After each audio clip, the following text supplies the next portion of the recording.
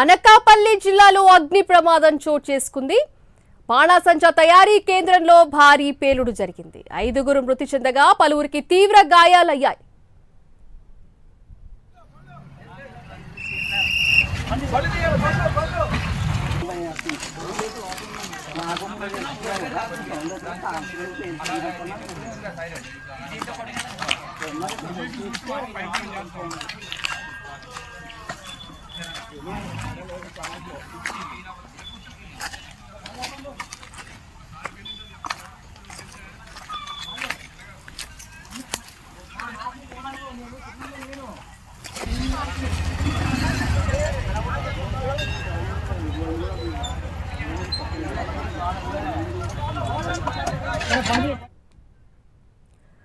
కోటపురట్ల మండలం కైలాసపట్నంలో ఘటన చోటు చేసుకుంది. బాణాసంచా తయారీ కేంద్రంలో భారీ పేలుడు సంభవించింది.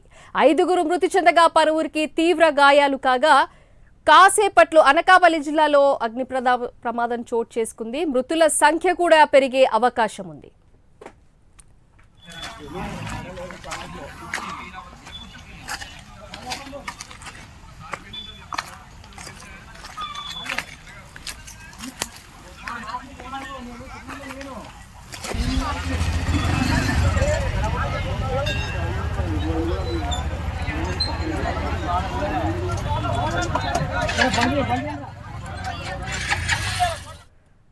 ఈ ఘటనపై మరింత సమాచారం మా ప్రతినిధి చంద్రశేఖర్ అందిస్తారు. చంద్రశేఖర్, చెప్పండి.